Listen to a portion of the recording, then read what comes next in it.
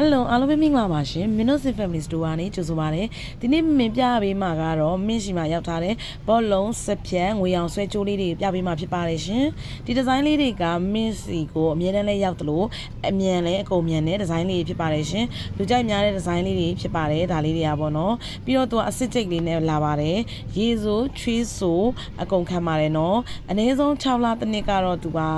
ကိုယ့်ရဲ့ချွေးပြီးရဲ့ခါကျတော့ဝတ်တဲ့ပေါ်မူတည်ပြီးတော့6လတစ်နှစ်အနည်းဆုံးခံပါတယ်ဒီချက်ပို့ပြီးလဲအယောင်ခံပါတယ်နော်တသက်ရက်လေးတသက်လေးဝတ်မယ်ဆိုရင်ပြီးတော့သူ့ကိုကြည့်လိုက်မယ်ဆိုရင်ဒါလေးတွေကအစစ်အတိုင်းပဲနော်ကိုမပြောလို့ရှိရင်ဒါလေးကအစစ်အတိုင်းပဲလှပါတယ်တကယ်အစစ်ဆွဲကြိုးလေးတွေအတိုင်းပါရှင်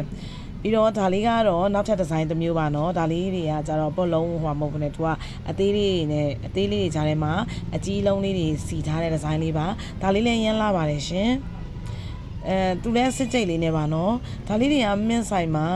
အကုန်မြန်တာဖြစ်တဲ့ကြောင့်မို့လို့တဲလေးတို့မြန်လာဝေဖို့တော့လိုပါမယ်နော်ဈေးလေးတွေကလည်းလုံးဝတန်လေးနဲ့ရောင်းထားပေးတာမို့လို့ဈေးများမအောင်လဲစိတ်မပူပါနဲ့နော်ပေးရတဲ့ဈေးနဲ့ quality ကတော့လုံးဝကိုမှတန်တာဖြစ်ပါတယ်ရှင်အားလုံးကိုကျေးဇူးတင်ပါတယ်